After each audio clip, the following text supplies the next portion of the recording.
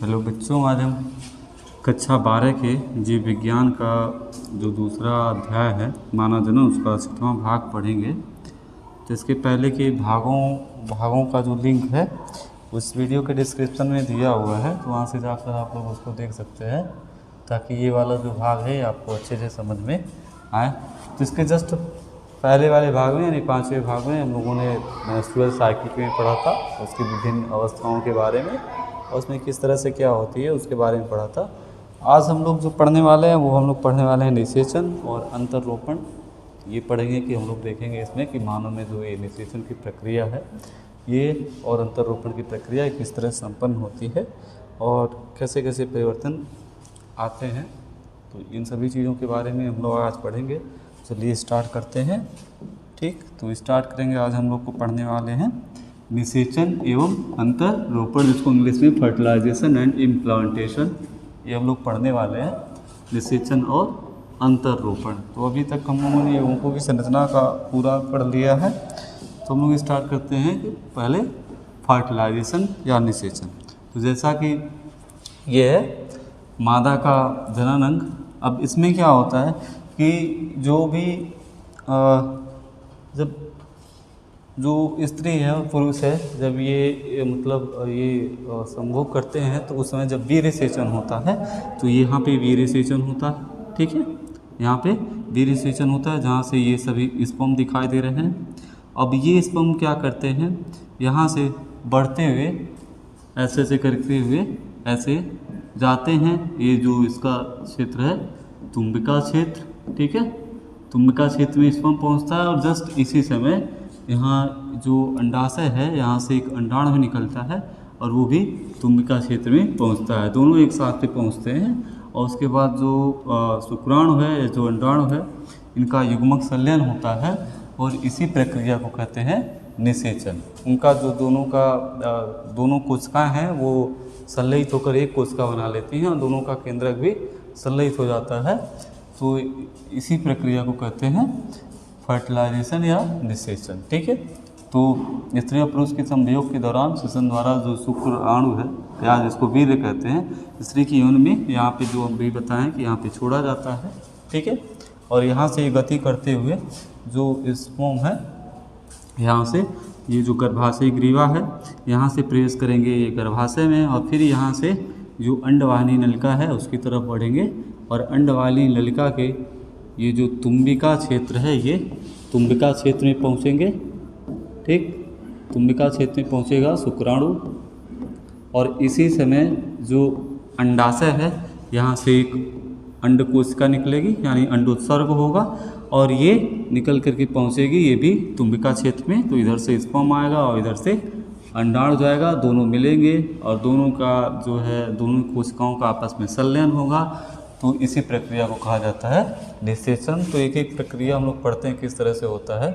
तो ये जो गतिशील शुक्राणु हैं जो यहाँ पे छोड़े गए थे ये गति करते हुए आगे की तरफ बढ़ते हैं और गति करते करते कहाँ तक पहुँचते हैं, अंडवाहिनी का जो तुम्बिका क्षेत्र है वहाँ पहुँचते हैं। ये तुम्बिका क्षेत्र है अंडवाहिनी का, तुम्बिका क्षेत्र में पहुँचते हैं और इसी समय जो ये अंडाणु है वहाँ से एक अंडाणु भी, ये अंडाशय है वहाँ से एक अंडाणु निकलता है और वो भी गति करता हुआ तुम्बिका क्षेत्र में पहुँचता है। अब तुम्बिका क्षेत्र में पहुँचने के बाद जो शुक्राणु और अंडाणु जब दोनों एक साथ पहुँचते हैं तो यहीं पे इनका जो दोनों कोशिकाएं हैं शुक्राणु और अंडाणु दोनों आपस में संलयन करते हैं और इसी प्रक्रिया को कहा जाता है निषेचन या फर्टिलाइजेशन कहा जाता है। अब ये निषेचन की प्रक्रिया तभी संभव है जब अंडाणु और शुक्राणु एक ही समय पे तुम्बिका क्षेत्र में पहुँचे। अगर ऐसा नहीं होता है तो निषेचन की प्रक्रिया जो है वो नहीं हो सकती। यही कारण है कि हर जो ये महत्वपूर्ण होता है उसका कोई सुनिश्चित नहीं करता कि वहाँ पे जो है गर्भधारण हो ही जाएगा। ठीक है, उसके लिए ज़रूरी क्या है कि स्पर्म और जो ओवम है अंडाणु और जो शुक्राणु है ये दोनों एक ही समय पे तुम्बिका नामक क्षेत्र में पहुँचे तो यहाँ पे निषेचन की प्रक्रिया जो है वो संभव है। यदि इनके अंडाणु या शुक्राणु के पहुँचने के समय में जो है ऐसा है कि शुक्राणु पहले पहुंच गया, अंडाणु नहीं पहुंचा, या फिर अंडाणु पहले पहुंच गया, शुक्राणु नहीं पहुंचा, तो वहाँ पे निषेचन होने की संभावना बहुत कम होती है। ठीक है। नेक्स्ट हम लोग बात करते हैं कि जब शुक्राणु के साथ अंडाणु का संलयन होता है यहाँ पे, तो इसी प्रक्रिया को निषेचन कहते हैं, जिसको हम लोग पढ़ रहे हैं टॉपिक में फर्टिलाइजेशन कहते हैं। अब क्या होता है कि ये एक अंडाणु है और ये एक शुक्राणु है जो यहाँ तक पहुँचा, अंडाणु तक पहुँचा। अब क्या होता है कि जब शुक्राणु है यहाँ पे, जब ये ऐसे ही कांटेक्ट में आया तो ये अंडे कोशिका का अंडाणु का सबसे बाहरी पारदर्शी भित्ति है जिसका नाम है अंडावरण, या फिर इसको अंग्रेजी में कहते हैं जोना पेलिस्यूडा। जैसे ही ये जो शुक्राणु है इस अस्तर के संपर्क में आता है, जैसे ही इसके अस्तर के संपर्क में आएगा उसी समय इसके ये जो अस्तर है इसके अंदर कुछ परिवर्तन हो जाएगा, और वो परिवर्तन क्या करेगा, वो अब अन्य शुक्राणुओं को इस अंड कोशिका के अंदर प्रवेश को रोक देगा। यानी जब एक शुक्राणु जो है अंडावरण से अगर एक बार संपर्क उसका हो गया तो अंडावरण में वो कुछ इस तरह से परिवर्तन कर देगा कि जो अन्य शुक्राणु है अब वो उसके अंड कोशिका के अंदर जो है नहीं जा सकते। ठीक है। तो ये क्या करता है, ये सुनिश्चित करता है, जो अंडावरण में परिवर्तन हो रहा है ये सुनिश्चित करता है कि एक अंडाणु का निषेचन जो है वो एक ही शुक्राणु से हो पाए। ठीक है। तो इसको सुनिश्चित करता है ये जो अंडावरण है इसमें होने वाला परिवर्तन जो अन्य शुक्राणुओं को प्रवेश को रोक देता है। ठीक है। अब जो यहाँ पे हो गया, अब जैसे टच हुआ तो इसका जो अग्र पिंडक था, या जिसको हम लोगों ने पढ़ा था एक्रोसोम भी करके, इंग्लिश में इसको एक्रोसोम कहते हैं। तो अग्र पिंडक में क्या होते हैं, एंजाइम्स होते हैं, प्रकींडो होते हैं। ठीक है। प्रकींडो या एंजाइम्स होते हैं। तो क्या होता है कि जैसे ये इसके संपर्क में आए तो यहाँ से जो एक्रोसोम की जो एंजाइम है वो स्रावित कर दिए जाते हैं। ठीक है। स्रावित कर दिए जाते हैं, और ये जो यहाँ से एंजाइम निकल रहे हैं वो शुक्राणु को अंड कोशिका के अंदर प्रवेश को सुगम बना देते हैं, या हम लोग कह सकते हैं कि शुक्राणुओं के प्रवेश को यह आसान कर देते हैं कि शुक्राणु आसानी से जो है अंडाणु में प्रवेश कर सके। ठीक। नेक्स्ट ये है कि अभी ये जो अंडाणु था ये कौन सी अवस्था में था, ये था द्वितीय अंडक फेज में था। कौन से फेज में था, द्वितीय अंडक। ठीक है। यानी इसमें केवल एक ही अर्धसूत्री विभाजन हुआ था, दूसरा वाला अर्धसूत्री विभाजन नहीं हुआ था। ठीक। तो जैसे ही ये शुक्राणु जो है जब इसके संपर्क में आता है तो ये द्वितीय जो अंडक है, ठीक है, द्वितीय अंडक है, इसको क्या करता है, इसको जो इसकी जो दूसरी अर्धसूत्री विभाजन है उसको कंप्लीट करने के लिए या उसको पूर्ण करने के लिए प्रेरित करता है। और ये जो अंड कोशिका है इसमें पुनः एक बार, ठीक है, पुनः जो दूसरी अर्धसूत्री विभाजन की प्रक्रिया है वो शुरू हो जाती है। और वो होने के बाद फिर वो ये भी पहले अर्धसूत्री प्रथम अर्धसूत्री विभाजन के समान ही ये जो विभाजन होता है द्वितीय कंडक में ये भी असमान होता है, जिसमें जैसे मान लीजिए द्वितीय कंडक है तो यहाँ पर भी दो कोशिकाओं का निर्माण होता है, एक छोटी कोशिका और एक बड़ी कोशिका। तो जो छोटी कोशिका है उसको कहते हैं पहला द्वितीय ध्रुवीय पिंडक। प्रथम ध्रुवीय पिंडक कब बना था, जब प्रथम अर्धसूत्री कोशिका विभाजन संपन्न हुआ था तो वहाँ पे बना था, और ये एक अगुणित अंडाणु बन गया। ठीक है, अगुणित अंडाणु। ठीक, अंडाणु हो गया जिसको डिम्बाणु पुरुषु या फिर ओटाइटिस भी कहते हैं। अब क्या होता है कि अब जब होने के बाद तो यहाँ पे शुक्राणु जो है इसके अंदर प्रवेश करता है।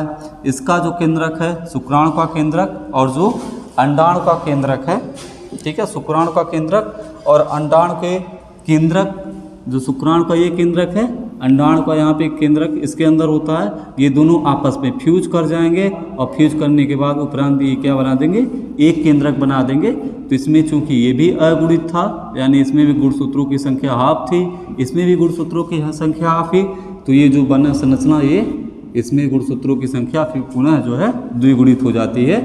यानी इसमें 23 गुणसूत्र इसमें थे और 23 गुणसूत्र अंडाणु वाले में थे, तो 23 गुना 46 गुणसूत्र पुनः इसमें हो जाते हैं। और अब इस संरचना को कहा जाता है, जो संरचना बनी उसको कहा जाता है युग्मनज, या फिर इंग्लिश में इसको कहते हैं जाइगोट। ठीक है, जाइगोट। तो अंडाणु या शुक्राणु के केंद्रक के संलयन के फलस्वरूप क्या बनता है, द्विगुणित युग्मनज का निर्माण होता है या द्विगुणित युग्मनज की रचना होती है। क्लियर।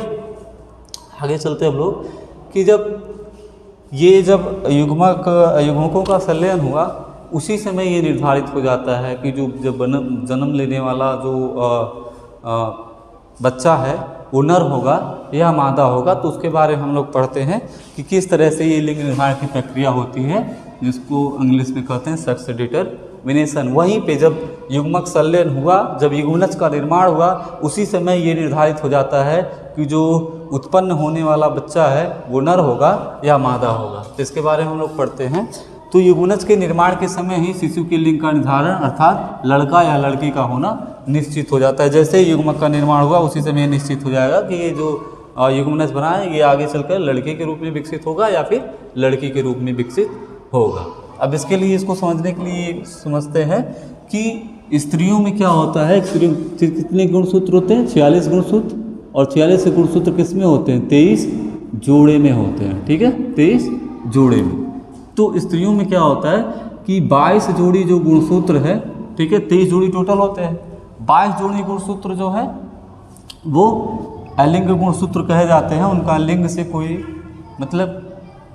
कोई संबंध नहीं होता कि वो नर और मादा दोनों में जो 22 जोड़ी गुणसूत्र है वो सेम टू सेम होते हैं। और जो ये लास्ट वाला पेयर है, लास्ट वाला जो जोड़ा है, ये मादाओं में होता है यक्स यक्स, और नर में क्या होता है कि 22 जोड़ी तो सेम है मादा की तरह, लेकिन लास्ट वाला जोड़ा जो है वो हो जाता है यक्स और वाई।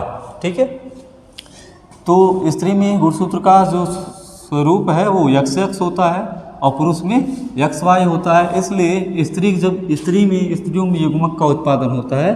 तो चूंकि इसमें 22 जोड़ा है, 23 जोड़ा यानी 46 हो गया।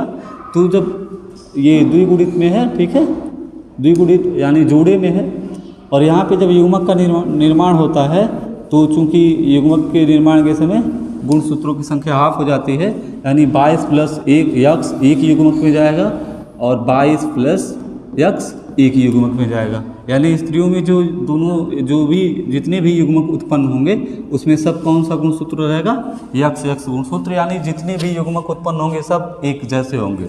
लेकिन नर की अगर बात करें तो नर में क्या है, 22 जोड़ा अलिंग प्लस एक जोड़ा जिसमें जो यक्स और वाई है ये लिंग गुणसूत्र। तो इसमें जब युग्मक का निर्माण होता है तो 22 प्लस यक्स, आधे जो शुक्राणु उसमें 22 प्लस एक्स होता है और आधे जो शुक्राणु उसमें 22 प्लस वाई होता है। यानी कि नर में जो शुक्राणु उत्पन्न किए जाते हैं उसमें से आधे शुक्राणु ऐसे होते हैं जिसमें यक्स का लिंग गुणसूत्र होता है, और आधे यानी 50% शुक्राणु ऐसे होते हैं जिसमें वाई लिंग गुणसूत्र होता है। जैसे यहाँ पे कि मादा में 44 प्लस यक्स यक्स ये पूरे कोशिका में उसके होती है, और इस तरह नर में होता है। लेकिन जब मादाओं में युग्मक निर्माण होता है तो एक युग्म में चला जाता है 22 प्लस यक्स और दूसरे में 22 प्लस यक्स। तो इस तरह से हम लोग देख सकते हैं कि मादाओं में जो युग्मक का निर्माण होता है, जितने भी युग्मक का निर्माण होता है सब एक जैसे होते हैं, जबकि नर में ऐसा नहीं होता। नर में 50% जो युग्मक है उसमें यक्स लिंग गुणसूत्र रहता है और 50% में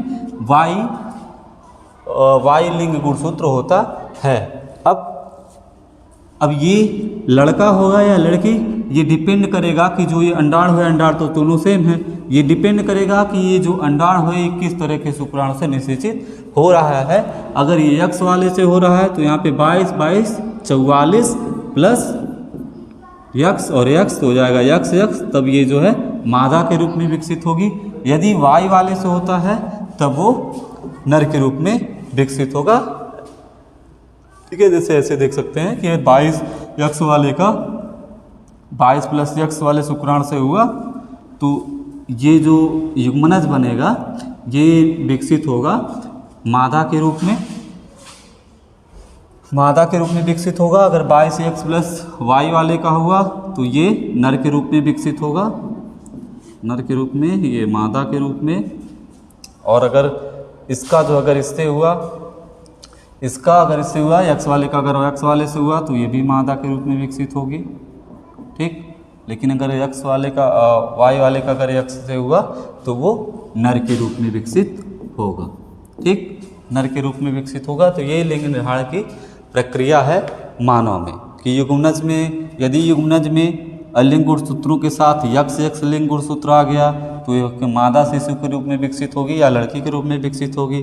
लेकिन यदि युग्मनज में अलिंग गुणसूत्र जो 22 जोड़े अलिंग गुणसूत्र हैं उनके साथ अगर XY लिंग गुणसूत्र हो गया तो जो शिशु है वो एक लड़के के रूप में विकसित होगा। तो ये है मानव में लिंग निर्धारण की प्रक्रिया कि मानव में लिंग निर्धारण किस तरह से होता है कि लड़का होगा या लड़की। ठीक है, तो इस प्रकार यहाँ पे हम लोग देख सकते हैं कि यहाँ पे जैसे है कि मादाओं में तो सभी युग्मक सेम है।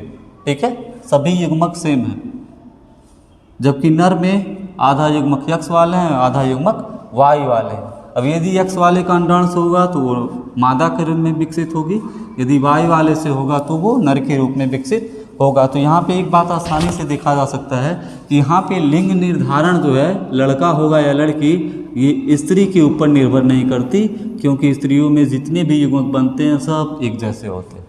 ठीक है, वो डिपेंड करता है किस पे, नर पे डिपेंड करता है कि नर का कौन सा वाला शुक्राणु जो है अंडाणु को निषेचित करता है। यदि X वाला करता है तो मादा के रूप में विकसित होगी और अगर Y वाला करता है तो नर के रूप में विकसित होगा। यानी मानव में जो लिंग निर्धारण की प्रक्रिया है उसको कौन निर्धारित करता है, नर निर्धारित करती है, ना कि मादा।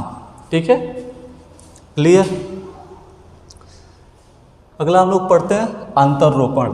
अब यहाँ पे हम लोग देखते हैं कि जब यहाँ से अंडाणु निकला, यहाँ शुक्राणु पहुँचा और यहाँ पे क्या हो गया, लिसेशन हो गया, फर्टिलाइजेशन हो गया, जिसके फलस्वरूप क्या बना, युग्मनज बना। क्या बना, युग्मनज बना। ठीक है, युग्मनज का निर्माण हुआ। अब ये युग्मनज किस तरफ चलने लगेगा, ये गर्भाशय की तरफ धीरे धीरे बढ़ने लगेगा। ठीक है, गर्भाशय की तरफ जब बढ़ने लगेगा और इसी समय इसमें समसूत्री विभाजन, जिसको यहाँ पे विशेष नाम दिया गया है विदलन, या अंग्रेजी में जिसको कहते हैं क्लीवेज, वो प्रारंभ हो जाएगा। और ये एक कोशिका थी, जैसे आगे बढ़ेगी, एक बार अगर विदलन हुआ तो 1 से 2 हो गई, 2 से 4, 4 से 8, 8 से 16, 16 से 32, इस तरह से बढ़ती हुई चली जाएगी। 2 से 4, 4 से 8, 8 से 16 संतति कोशिकाओं की रचना होने लगेगी। और ये जो संतति कोशिकाएं बनेंगी एक एक, इनको कहा जाएगा कोरक खंड कहा जाएगा। राइट, कोरक खंड कहा जाएगा या इंग्लिश में ब्लास्टोमेयर्स कहा जाएगा। और जैसे जैसे ये जो युग्मनज है ये गर्भाशय की तरफ बढ़ेगा, इसमें कोशिकाओं की संख्या जो है वो बढ़ती हुई चली जाएगी।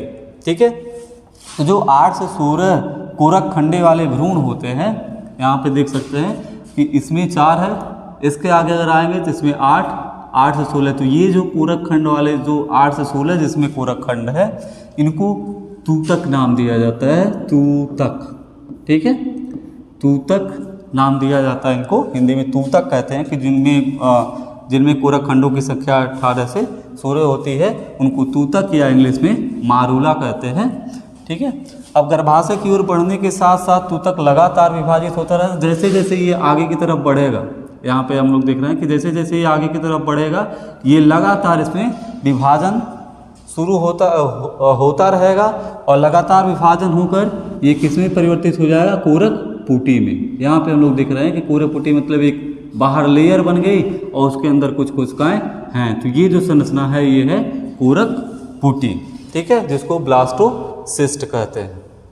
अब कोरक पुटी में कोरक खंड की जो बाहरी परत है, ठीक है, ये देख रहे हैं हम लोग, जो इसकी ये बाहरी परत है, ठीक, ये जो बाहरी परत है, ये वाली कोशिकाओं की बाहरी परत है, इसको क्या कहा जाएगा, पोष कोरक कहा जाएगा। ये जो बाहरी परत, कोशिकाओं की जो बाहरी परत है, इसको कहा जाएगा पोष कोरक या फिर ट्रोफोब्लास्ट कहा जाएगा। ठीक, ट्रोफोब्लास्ट, राइट, ट्रोफोब्लास्ट कहा जाएगा। ये वाली संरचना को, जो ये किनारे किनारे कोशिकाओं का जो समूह लगा है वो है ट्रोफोब्लास्ट। ठीक, जो ये बाहरी लेयर है ट्रोफोब्लास्ट है। और इसके अंदर कोशिकाओं की, ये जो ट्रोफोब्लास्ट है, इसके अंदर कोशिकाओं का ये वाला जो समूह है, ठीक है, इसको कहा जाएगा अंतर कोशिका समूह या इनर सेल मास।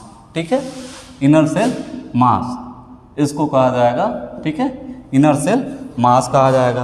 अब क्या होगा कि जब पोषकोरक, ठीक है, अस्तर गर्भाशय अंदर स्तर से संलग्न हो जाता है, यहाँ पे हम देख सकते हैं कि यहाँ पे ये धीरे ऐसे ऐसे करता आएगा, ठीक है, यहाँ पे आएगा और यहाँ पे ये किससे, जो गर्भाशय की ये दीवार है उससे चिपक जाएगा या उससे संपर्क इसका हो जाएगा, ठीक है।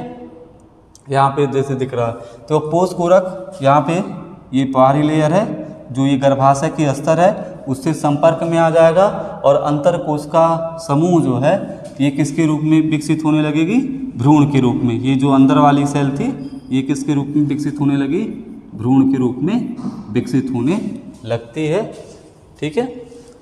अब संलग्न होने के बाद जो गर्भाशय की कोशिकाएं हैं, जो गर्भाशय के अस्तर की, ये जो गर्भाशय की लेयर की ये जितनी कोशिकाएं हैं, ठीक है, ये वाली कोशिकाएं, ये अब करें इसमें तेज़ी से विभाजन होने लगेगा और विभाजन करते करते जैसे कि हम लोग यहाँ पे देख पा रहे हैं कि ये ऐसे ऊपर उठती चली जाएगी, ठीक है। और यहाँ पे हम लोग देखेंगे कि ये पूरा इसको ढक ली, ठीक है। पूरा जो हमारा ये था कोरक, ये जो भ्रूण इधर बन के आया था उसको पूरा का पूरा तरह से ये ढक ली और इसी प्रक्रिया को क्या कहते हैं, अंतरोपण या इम्प्लांटेशन कहते हैं। कि जब जो युग्मनज है वो गर्भाशय की ओर बढ़ता है तो उसमें विदलन शुरू हो जाता है और विदलन शुरू होने के बाद जो कोशिकाएं बनती हैं उनको हम लोग कोरक खंड या ब्लास्टोमियर कहते हैं, जो 8 से लेकर 16 कोरक खंडों का जो संरचना होती है, ठीक है, 8 से लेकर 16 का, उसको तूतक कहते हैं या इंग्लिश में मारूला कहते हैं। ये मारूला जैसे ही गर्भाशय की तरफ बढ़ता है तो ये पोषकोरक में परिवर्तित हो जाता है, जिससे चारों तरफ ये जैसे दिख रही है लेयर और इसके अंदर कोशिकाओं का एक समूह होता है। तो ये बाहर वाला पोषकोरक हो गया, ये बीच वाला अंतरकोश का समूह हो गया। यही जो अंतरकोश का समूह है यही किसके रूप में विकसित होगा, भ्रूण के रूप में विकसित होगा। जब यहाँ पे गर्भाशय की दीवार से टच करेगा तो गर्भाशय की ये जो कोशिकाएं हैं ये वृद्धि करती हुई ऐसे करके इसको ढकेंगी, जैसे कि यहाँ पे अगले वाले फिगर में हम लोग देख सकते हैं। इस वाले में देख सकते हैं कि वो पूरा का पूरा इसको ढक ली, ठीक है। यानी यहाँ पे जो ये था हमारा पोषकोरक था अंतःकोश का समूह के साथ, वो पूरी की पूरी तरह से गर्भाशय की भित्ति में धंस गया। इसी प्रक्रिया को क्या कहेंगे, अंतरोपण। और बाद में यही जो है ये सगर्भता का रूप धारण कर ली, कि मतलब अब जो है सगर्भता मतलब प्रेगनेंसी जो है वो हो गया, ठीक। तो आज बस इतना ही। आज के बाद का जो पार्ट है वो हम लोग अगले वीडियो में पढ़ेंगे, ठीक है।